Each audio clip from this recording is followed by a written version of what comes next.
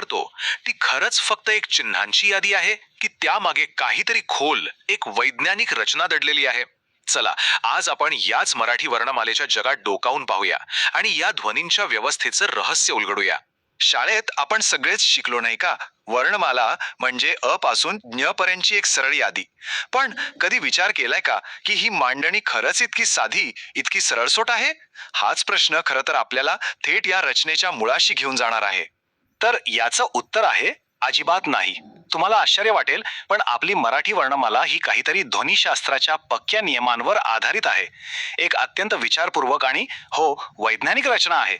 चला तर मग बघूया तरी ही व्यवस्था नेमकी कशी काम करते.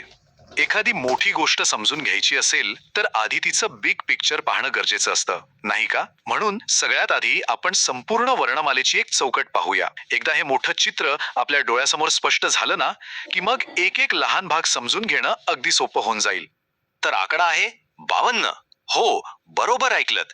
सध्याच्या अधिकृत मराठी वर्णमालेमध्ये एकूण 52 वर्ण आहेत. तब्बल 52 ध्वनिचिन्हे. आणि ही बघा, ही आहे ती 52 वर्णांची संपूर्ण रचना. आता पहिल्यांदा बघितल्यावर वाटेल की ही केवढी मोठी यादी आहे, पण जरासं लक्ष देऊन पाहिलं ना की त्यातली एक तर्कशुद्ध विभागणी लगेच लक्षात येते.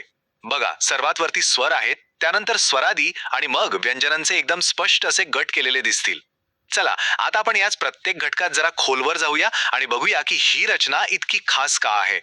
प्रत्येक भाषेची एक इमारत असते आणि त्या इमारतीचा पाया म्हणजे काय, तर तिचे स्वर. चला तर मग आपणही आपल्या वर्णमालेतल्या याच पहिल्या आणि सगळ्यात महत्वाच्या घटकापासून म्हणजे स्वरांपासूनच सुरुवात करूया. स्वरांची व्याख्याच इतकी जबरदस्त आहे की त्यातूनच त्यांचं महत्व कळतं. बघा, स्वर म्हणजे असे मूळ ध्वनी जे पूर्णपणे स्वतंत्र आहेत. म्हणजे काय, तर त्यांचा उच्चार करायला दुसऱ्या कोणत्याही वर्णाची मदत लागत नाही. ते स्वतःच्या पायावर उभे आहेत आणि म्हणूनच ते आपल्या भाषेच्या उच्चार व्यवस्थेचा मूळ आधार आहेत. आता इथे बघा, स्वरांची मांडणी किती शास्त्रीय आहे हे लगेच स्पष्ट होतं. इथे फक्त त्यांना एका ओळीत मांडून दिलेलं नाहीये, तर त्यांच्या ध्वनीच्या गुणधर्मानुसार त्यांना गटांमध्ये विभागलं आहे. एक सोपं उदाहरण घेऊया. अ आणि आ किंवा ई आणि ई यांच्यात फरक काय आहे? फक्त उच्चारायला लागणाऱ्या वेळेचा. हीच ती अचूकता, हीच ती वैज्ञानिक दृष्टी आहे जे आपल्या वर्णमालेला इतकं खास बनवते. आणि गंमत इथेच संपत नाही. या स्वरांचे सुद्धा 3 उपप्रकार आहेत.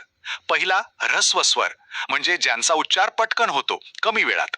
दुसरा दीर्घ स्वर, नावाप्रमाणेच यांच्या उच्चाराला जास्त वेळ लागतो. आणि तिसरा संयुक्त स्वर, म्हणजे जे 2 स्वर एकत्र येऊन बनतात. या वर्गीकरणामुळे काय होतं माहितीये, भाषेमधले अगदी छोटे छोटे सूक्ष्म उच्चार सुद्धा आपल्याला सहजपणे समजतात. चला, तर स्वरांचा पाया तर आता आपला पक्का झाला. आता या पायावर भाषेची इमारत उभी करणाऱ्या पुढच्या महत्वाच्या भागाकडे वळूया. आणि तो भाग म्हणजे व्यंजन. आता पाहूया की ही व्यंजन स्वरांची मदत घेऊन शब्दांची रचना कशी करतात. आता व्यंजन ही स्वरांच्या अगदी उलट आहेत असं म्हणायला हरकत नाही, कारण ती स्वतःहून पूर्ण नाहीत. त्यांचा उच्चार अपूर्ण असतो. म्हणजे त्यांचा स्पष्ट उच्चार करायचा असेल तर त्यांना कोणत्या ना कोणत्या स्वराचा आधार घ्यावाच लागतो. आणि यामुळेच बघा, स्वर आणि व्यंजन मिळून भाषेची एक पक्की सुबद्ध व्यवस्था तयार होते. आणि यातला सगळ्यात महत्वाचा मुद्दा काय आहे, तर ही जी 36 व्यंजनं आहेत ना, ती सुद्धा अशीच कशीतरी ओळीने मांडलेली नाहीत. या तक्त्यामध्ये बघा, किती सुंदर वर्गीकरण केलंय. त्यांच्या उच्चाराची जागा कुठली, पद्धत कुठली यानुसार त्यांचे गट पाडले आहेत. उदाहरणार्थ स्पर्श व्यंजन. इथे काय होतं, तर तोंडात हवा पूर्णपणे अडवली जाते, जसं की क किंवा प म्हणताना. किंवा उष्मे घ्या, इथे हवा घासून बाहेर पडते आणि एक प्रकारची उष्णता तयार होते. शो शो स बोलून बघा. ही जी ध्वनिशास्त्रावर आधारित रचना आहे ना, खरंच कमालीची आहे. एक गोष्ट लक्षात ठेवली पाहिजे, भाषा म्हणजे काही तळ्यातलं साचलेलं पाणी नाहीये. ती नदीसारखी असते, सतत बदलणारी, प्रवाही. आणि जशी भाषा बदलते तशी तिची वर्णमाला सुद्धा विकसित होत राहते, काळासोबत बदलत राहते. याचं एक अगदी ताजं आणि उत्तम उदाहरण म्हणजे 6 नोव्हेंबर 2009. या दिवशी महाराष्ट्र शासनाने एक महत्वाचा निर्णय घेतला. या दिवसाच्या आधी आपल्या वर्णमालेत 48 वर्ण होते, पण या निर्णयानंतर तिला अधिकृतरित्या 52 वर्णांची मान्यता मिळाली. पण प्रश्न हा आहे की हे बदल का आवश्यक होते. याचं कारण आहे इंग्रजी भाषेचा वाढता वापर.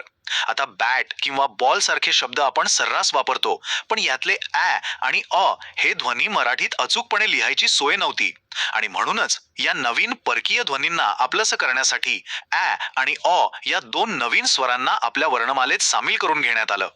ओके, तर आता या सगळ्या चर्चेनंतर आपण एका मूळ प्रश्नाकडे येऊया की ठीक आहे, ही रचना सगळी शास्त्रीय आहे, सुसूत्र आहे, पण ती इतकी महत्वाची का आहे? आणि याचं उत्तर खरं तर अगदी सोपं आहे.